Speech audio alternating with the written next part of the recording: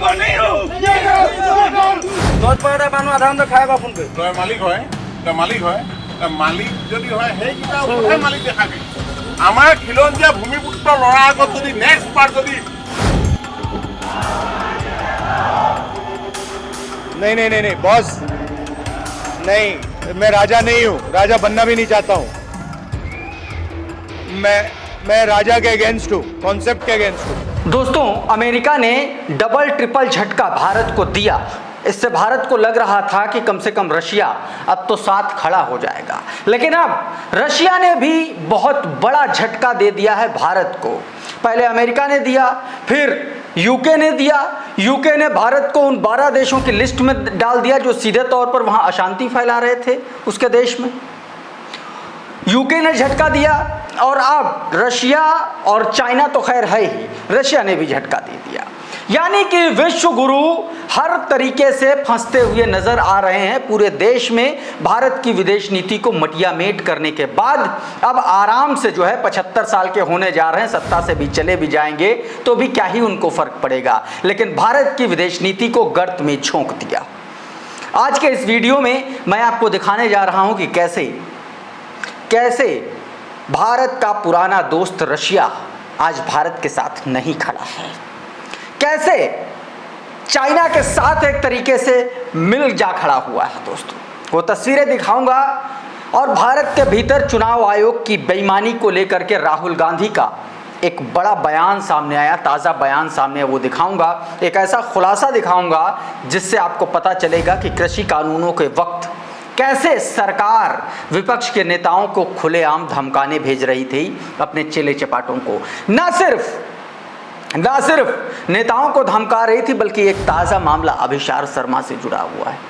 अभिषार शर्मा वरिष्ठ पत्रकार हैं, उनको एक बहुत बड़ी साजिश में फंसाने की कोशिश की गई बीते दिनों और उन्होंने एक बड़ा खुलासा किया है। क्या खुलासा किया है वो मैं आपको दिखाऊंगा। उस पर रवीश कुमार ने क्या कहा है, तमाम सारी खबरें और असम से लेकर के तमाम सारे राज्यों में किस तरीके से मुसलमानों को खदेड़ा जा रहा है वो भी तस्वीरें दिखाऊंगा। लेकिन सबसे पहले ज़रा ये हेडलाइन देखिए, क्या लिखा हुआ है इसमें। विश्व गुरु silenced by China and sidelined by China and Russia. China refused to form any separate bloc with India to help counter US tariff. Russia not interested either. सीधे तौर पर अब वो कयास पूरी तरीके से फेल हो गए, वो कयास पूरी तरीके से निराधार साबित हो गए, जिसमें यह कहा जा रहा था कि दुनिया भर में अमेरिका की दादागिरी को काउंटर करने के लिए एक ब्लॉक बनाया जाएगा जिसमें रशिया होंगे, जिसमें चाइना होंगे, जिसमें भारत होगा, जिसमें ब्राज़ील होगा और जिसमें तमाम सारे वर्ल्ड साउथ के कंट्रीज भी होंगे। लेकिन ऐसा हुआ नहीं। चाइना ने साफ तौर पर साफ कर दिया कि उसका कोई इरादा नहीं है किसी ऐसे ब्लॉक को, ख़ास तौर पर इंडिया को रखने का ऐसे ब्लॉक में। यानी कि सीधे तौर पर भारत को उस ब्लॉक से भी अलग थलग करने का काम शुरू हो चुका है, जिसकी आखिरी उम्मीद बची थी कि उसमें एक तरीके से एक साथ मिलकर के अमेरिका के खिलाफ कुछ ऐसा किया जाए जिससे अमेरिका और डोनाल्ड ट्रंप की दादागिरी को ख़त्म किया जा सके, चैलेंज किया जा सके। लेकिन उस पर भी अब चाइना ने साफ तौर पर मना कर दिया कि नहीं, हम इंडिया के साथ कुछ नहीं करने जा रहे, हम इंडिया को किसी ब्लॉक में नहीं रखेंगे। और रशिया ने भी कह दिया, रशिया भी कह रहा हम नहीं चाहते, हम भी किसी ऐसे ब्लॉक में नहीं रहेंगे, साफ तौर पर एकदम मना कर दिया। तो दोस्तों, ये अपने आप में बड़ा झटका है। इससे पहले आप देखिए डोनाल्ड ट्रंप ने क्या किया, 25% टैरिफ लगा दिया, पाकिस्तान के साथ ऑयल डील कर ली और ऑयल डील तो की, साथ में ये भी कह दिया कि क्या पता कल भारत को पाकिस्तान तेल बेचे, ये भी कह दिया। और दूसरा, भारत की इकोनॉमी को डेड इकोनॉमी तक बता दिया। और हमारे विश्वगुरु मुंह में 4 लीटर फेविकोल पी करके बैठे रहे और एक लफ्ज नहीं बोल पाए। पूरा देश डोनाल्ड ट्रंप की इस दादागिरी के आगे एक तरीके से एकजुट नजर आ रहा है, लेकिन शर्मिंदा इस देश की राजनीति ने कर दिया, इस देश की सरकार ने कर दिया। दोस्तों, अब एक और बड़ी खबर, इस देश के भीतर लोग क्या कर रहे हैं। दोस्तों, चुनाव आयोग को लेकर के एक बड़ा मामला सामने आया। राहुल गांधी ने एक और बड़ा दावा कर दिया इस बीच। राहुल गांधी एक कार्यक्रम में गए थे, इस बीच राहुल गांधी ने साफ तौर पर बयान में कह दिया कि भारत का चुनाव आयोग सत्ताधारी भारतीय जनता पार्टी के साथ मिला हुआ है और उन्होंने यह भी कहा कि आने वाले कुछ दिनों में, कुछ दिन और इंतजार कीजिए, वो इस बात को साक्ष्यों और सबूतों के आधार पर प्रूफ कर देंगे कि कितनी बेईमानी हुई। और सिर्फ बेईमानी की वजह से ही 2024 में सरकार बनी। अगर 8 से 10 सीटें इधर उधर होती तो आज सत्ता पर भारतीय जनता पार्टी नहीं होती। क्या कुछ राहुल गांधी ने कहा है ये देखिए, और उसके बाद राहुल गांधी के इस बयान को लेकर के मुकेश कुमार का क्या कहना है वो भी दिखाऊंगा। पहले ये बयान। Because the truth, my friends, is that the election system in India is already dead. Please remember one thing. The Prime Minister of India is the Prime Minister of India with a very slim majority. If 10, 15 seats were rigged,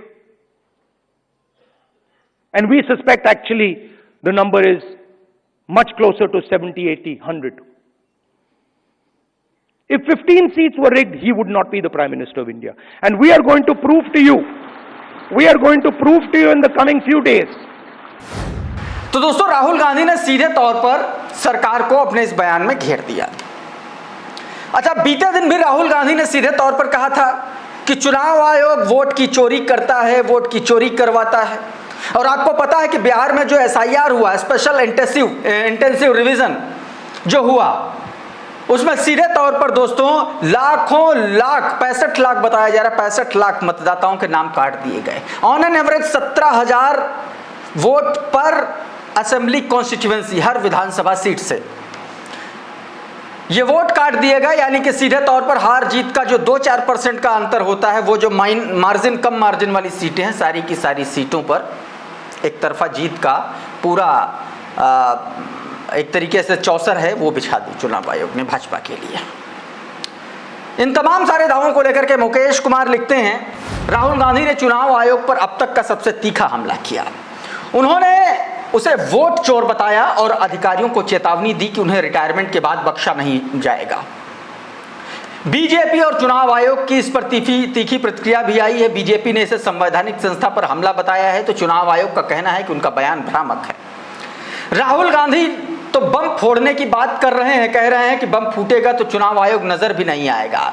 ये दावा कर रहे हैं कि उनके पास पुख्ता सबूत है। उनके मुताबिक 6 महीनों की जांच से मिले प्रमाणों के आधार पर वो चुनाव आयोग को वोट चोर कह रहे हैं। क्या राहुल गांधी कर्नाटक की उस विधानसभा सीट की बात कर रहे हैं जहां जांच में उन्हें फर्जी वोटर मिले थे और जिसकी बात वे पहले भी कह चुके हैं, या फिर उनके पास इसके अलावा भी कोई सबूत है?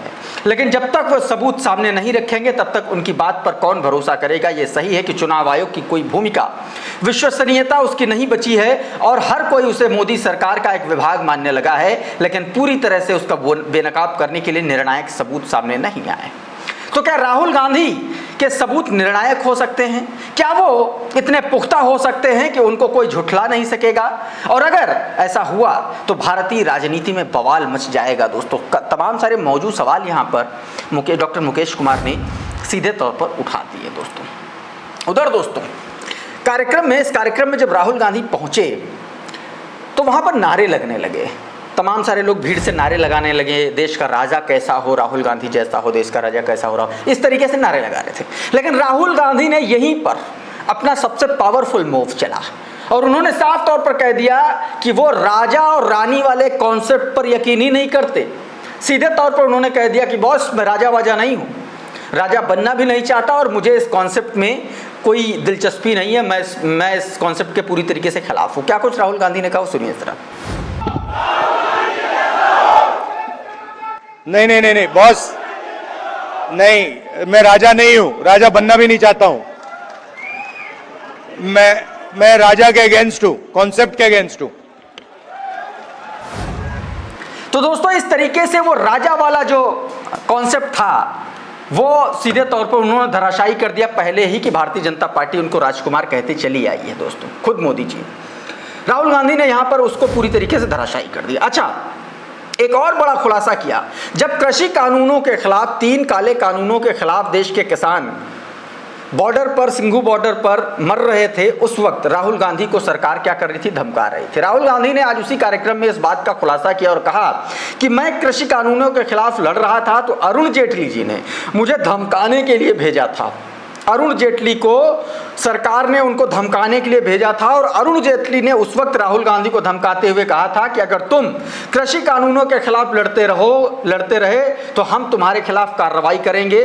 मैंने कहा मुझे नहीं लगता कि आपको पता है कि आप किससे बात कर रहे हैं। साफ तौर पर राहुल गांधी ने अरुण जेटली को टका सा जवाब दे दिया था। दोस्तों जरा जो ये पूरा जो बयान है, ये बाकायदा न्यूज़ 24 ने कोट करके छापा है। उस कार्यक्रम का वीडियो बयान भी आपको उपलब्ध ही हो जाएगा। दोस्तों उधर एक बड़ा खुलासा हुआ इस देश की मीडिया को लेकर के, वो मीडिया जो गोदी नहीं बना, जिसको गोदी बनाए जाने की भरसक कोशिश चल रही है, जिसको गोदी बनाए जाने का पूरा प्रयास किया जा रहा है, सिस्टमैटिक तरीके से, छल बल दल हर तरीके से किसी तरीके से प्रभाव में आ जाए। अभिषार शर्मा को फंसाने की कोशिश की गई। आपको पता है एंटी टेररिज्म स्क्वाड से लेकर के तमाम ईडी, सीबीआई, इनकम टैक्स, तमाम सारी छापेमारी, सब कुछ होता रहा अभिषार शर्मा से। लेकिन अब भाजपा से मिलकर के बैठे कुछ पत्रकार, अपने आप को जो संपादक कहते हैं, कुछ पत्रकार अभिषार शर्मा को रिश्वत के मामले में फंसाने की कोशिश करते हुए नजर आए। उन्होंने बाकायदा अपने YouTube चैनल पर पूरा वीडियो बनाया है और अपना एक छोटा सा वीडियो उन्होंने अपने सोशल मीडिया हैंडल पर, ट्विटर पर भी पोस्ट किया है। वो वीडियो मैं आपको दिखाना चाहता हूं पहले, और अगर पूरा वीडियो आपको देखना हो तो वहां पर जाकर के ज़रूर देखिएगा, क्योंकि वहां पर जाने के बाद आपको ये पता चलेगा कि ये सरकार कहां तक, किस हद तक, किस स्थिति तक वो नीचता के सारे पराकाष्ठाएं पार कर सकती है। अभिषार शर्मा क्या कह रहे हैं जरा सुनिए। बेटे का एडमिशन होने वाला है कॉलेज में, और उससे ठीक पहले यह किया गया मेरे साथ। मुझे लगता है कि मुझे फंसाने की कोशिश की जा रही थी, जैसा मेरे कई दोस्त मुझे बता रहे हैं। अगर वो लोग कामयाब हो जाते दोस्तों, तो आप अंदाजा लगा सकते हैं गोदी मीडिया में मेरे खिलाफ कितना जहर चलता, क्या नहीं कहा जाता, मेरे बच्चों को बदनाम किया जाता, मेरी पत्नी को बदनाम किया जाता, मेरे मां बाप किस टेंशन से गुजरते। क्या इस देश के प्रधानमंत्री जानते हैं कि जब एंटी टेरर सेल ने मेरे घर में रेड मारा था, मेरी मां मेरे घर में मौजूद थी। 48 घंटे तक मेरी मां के हाथ कांपते रहे। अभिषार शर्मा, आप सोचिए दोस्तों, जब किसी के परिवार पर, किसी की पत्नी, किसी के बच्चे, किसी के माता पिता, किसी के रिलेटिव्स पर सीधे हमले, सरकार इस हद तक नीचता पर गिर जाए और उस नीचता में उसी प्रोफेशन के कुछ दलाल पत्रकार काम कर रहे हों, तो आप सोचिए इस देश को गर्त में जाने से कोई रोक नहीं सकता है। अभिषार शर्मा ने अपनी बात रखी, रवीश कुमार ने लंबा चौड़ा इस पर अपनी बात रखी, क्योंकि उस कन्वर्सेशन में रवीश का भी जिक्र है। जो व्यक्ति अभिषार और रवीश को तोड़ना चाहता है वो कहता है कि देखिए सब तो मैनेज हो गए हैं, सिर्फ आप और रवीश नहीं मैनेज हो रहे हैं, और अभिषार को मैनेज करने के लिए भेजा गया था। रिश्वत, लाखों लाख रुपया उनके सामने रखा गया, उनको फंसाने की कोशिश की गई। दोस्तों इन तमाम सारे घटनाक्रम को लेकर के रवीश कुमार लिखते हैं कि अभिषार का ये वीडियो देखिए, उन्हें कितनी परेशानी और तनाव से गुजरना पड़ा होगा। अपना काम करने से किसी को क्या परेशानी है, लेकिन सही काम करने से गलत काम करने वालों को परेशानी है। अभिषार उच्चतम स्तर की सावधानी बरतने वालों में से हैं, तब उनके साथ हुआ ये। सही और गलत को लेकर के इतनी मजबूत लाइन है कि उनकी कि टच से मस नहीं होते, तब उनके साथ किसी ने ऐसी कोशिश की। ये देश दलाल प्रधान हो गया है।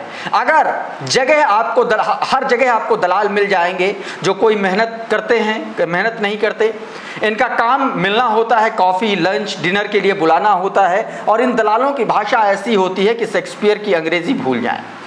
बिना मेहनत के ये आलीशान जीवन जीते हैं। ये कितना अनफेयर है। अभिषार जैसे पत्रकार हाड़ तोड़ मेहनत कर जीते हैं, और कुछ लोग यूं ही लाखों के बंडल लेकर घूमते रहते हैं, जिसे देखिए चाहे वो अफसर हो, तथाकथित पत्रकार हो, या 5 स्टार होटलों की लॉबी में पाए जाने वाले दलाल हो। पावर के दम पर फुटानी छांट रहा है, और 5 स्टार तो चलता ही है दलाल इकोनॉमी पर। दोस्तों ये पूरा समराइज किया रवीश कुमार ने जो कुछ भी अभिषार शर्मा के साथ हुआ है। दोस्तों इस तरीके से सरकार लगाम लगाने की कोशिश कर रही है। उधर पुणे से एक और बड़ी खबर आई, ये तस्वीरें आप देख लीजिए कि किस तरीके से पुणे में नफरती चिंटुओं के एक समूह ने, दंगाइयों के एक समूह ने वहां पर जा करके मस्जिद के ऊपर भगवा झंडा फहरा दिया। इस पर अशरफ हुसैन लिखते हैं कि दौड़ के यवत इलाके में उस समय तनाव बढ़ गया जब हिंदुत्व समर्थकों ने एक मस्जिद पर भगवा झंडा फहराया और पथराव किया। ये घटना आपत्तिजनक सोशल मीडिया पोस्ट के बाद हुई, जिसके विरोध में प्रदर्शन हुए और वाहनों में आग लगाई गई। पुलिस ने आरोपी युवक को गिरफ्तार कर लिया और शांति बनाए रखने के लिए सुरक्षा कड़ी कर दी गई है। दोस्तों, उधर वाराणसी में कांवड़ियों पर एक मुस्लिम समाज की बच्ची ने आरोप लगाया। उसने सीधे तौर पर उत्पीड़न का आरोप लगाया और आरोप लगाने के बाद उल्टा पुलिस ने कांड कर दिया, उसी बच्ची के परिवार के साथ मुकदमा दर्ज कर दिया। लल्लन पोस्ट ने बाकायदा इस खबर के बारे में लिखा, बताया कांवड़ियों द्वारा मुस्लिम बच्ची के उत्पीड़न का आरोप, पुलिस ने पीड़ित परिवार पर ही मुकदमा दर्ज कर दिया। वाराणसी के राजा तालाब में 28 जुलाई को दोपहर करीब 3 बजे एक 16 वर्षीय लड़की के साथ कांवड़ियों ने अभद्र व्यवहार किया और धमकी देने की घटना सामने आई। परिजनों के अनुसार कांवड़ियों ने लड़की को डराया, धमकाया और मानसिक रूप से प्रताड़ित किया। हैरानी की बात यह है कि पुलिस ने पीड़ित परिवार की शिकायत पर कोई कार्रवाई करने के बजाय कांवड़िए की शिकायत के आधार पर उल्टे पीड़ित परिवार के साथ ही उस पर ही मुकदमा दर्ज कर दिया।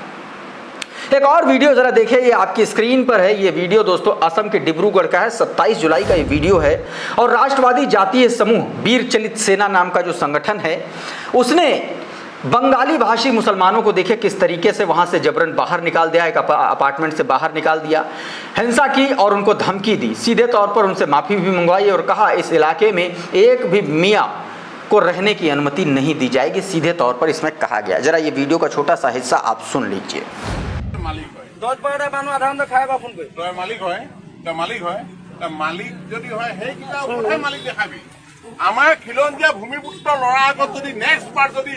আঙুলি ঘূৰাবলৈ বা মাৰপিট কৰিবলৈ যেতিয়া সাহস কৰে কাণৰ গুৰি ফালি দিম, গম পাইছা নাই? এটা মিয়া থাকিব নিদিওঁ। শুন গম পাইছা নাই? তুমি যদি ফটোখন ভাইৰেল কৰি দিওঁ ন, তোক কিয় তই গুৰিটো পিটিব বুজিছা নাই? মই এইটোৱে কথা কৈছো, তুমি মালিক কৈছা তেখেতৰ ওপৰত মালিক কৰা, আমাৰ ওপৰত আমাৰ মালিক নিচুকাবি। तो दोस्तों इस तरीके से लगातार कार्रवाई हो रही है। वहीं असम का एक और इलाका, असम के कामरूप में, ये देखिए, ये वीडियो देखिए जरा, ये देखिए किस तरीके से देखिए मुसलमानों के खिलाफ लगातार नफरत फैलाई जा रही सरेआम। ये कामरूप चंपई दाम के निवासियों का एक समूह है जो बंगाली मुस्लिम मजदूरों पर इन्होंने हमला किया, तोड़फोड़ की और इन्होंने सीधे तौर पर आरोप लगाया कि बेदखल किए गए लोग उनके घरों में मौजूद हैं। साफ तौर पर उन्होंने इस तरीके से आरोप लगाते हुए इनको भगा दिया।